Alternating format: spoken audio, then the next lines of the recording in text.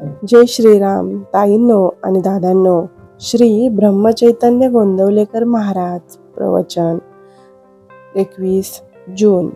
भाव असल्याशिवाय परमार्थ होत नाही. बघूया ह्याबद्दल श्री ब्रह्मचैतन्य गोंदवलेकर महाराज काय म्हणतात ते. प्रपंचात जसा पैसा लागतो त्याप्रमाणे परमार्थात भाव लागतो. प्रपंचात पैशाशिवाय चालूच शकत नाही. परमार्थही भाव असल्याशिवाय होत नाही. जसा तुमचा भाव असेल त्याप्रमाणे तुम्हाला देवाची प्राप्ती होईल. प्रल्हादाला खांबातही देवाची प्राप्ती झाली, तर नामदेवाने दगडाच्या मूर्तीलाही जेवू घातले. तुम्हा सर्वांना गोपीची गोष्ट माहीत असेलच. त्या गोपीला श्रीकृष्णाला जेवण घालायचे होते, पण तिचा नवरा तिला जाऊ देईना. त्यावर तिने सांगितले की हा देह तुझा आहे, परंतु मनावर तुझा ताबा नाही. असे म्हणून ती त्याच्या जवळ देह ठेवून श्रीकृष्णाकडे गेलीच की नाही. त्याप्रमाणे आपण परमार्थात भाव ठेवणे जरूर आहे.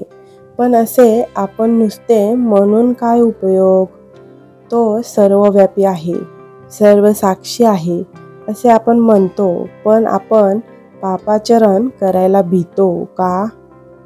तो आपल्याला पाहतो आहे असे पक्के वाटले तर आपल्याकडून कधीतरी पाप होईल का. पण आपल्याला तसे वाटतच नाही. आपल्यासारख्या आस्तिकाला देव हवा असे वाटते खरे, पण हवाच असे वाटत नाही. आपल्या प्रपंचाच्या मदतीसाठी देव हवा असे वाटते. प्रपंच असावाच असे आपल्याला वाटते आणि भगवंत मात्र असला तर बरा असे वाटते. याच्या उलट भगवंत असावाच आणि प्रपंच असला तर बरा असे वाटायला हवे. प्रपंचाची आवड असू नये, पण प्रपंचातल्या कर्तव्याची आवड असावी. देहाने ते कर्तव्य करावे आणि मनाने मात्र अनुसंधानात ठेवावे.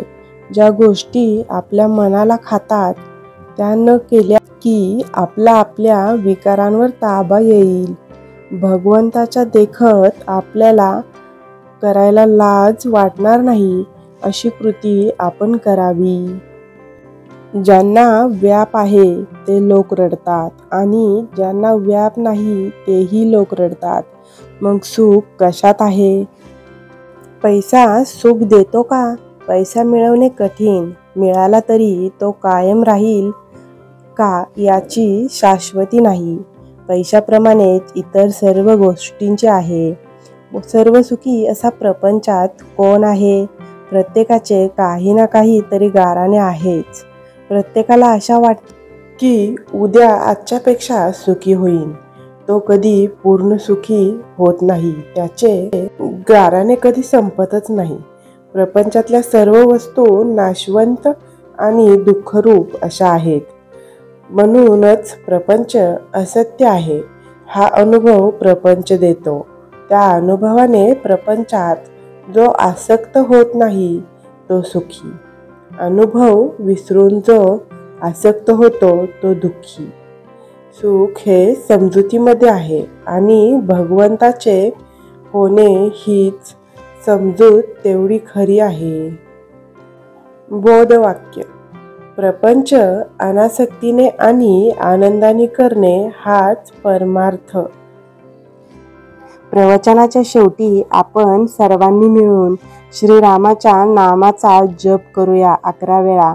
श्रीराम जय जय राम, श्रीराम जय जय राम, श्रीराम जय जय राम, श्रीराम जय जय राम, श्रीराम जय जय राम, श्रीराम जय जय राम, श्रीराम जय जय राम, श्रीराम जय जय राम, श्रीराम जय जय राम, श्रीराम जय जय राम, श्रीराम जय जय राम.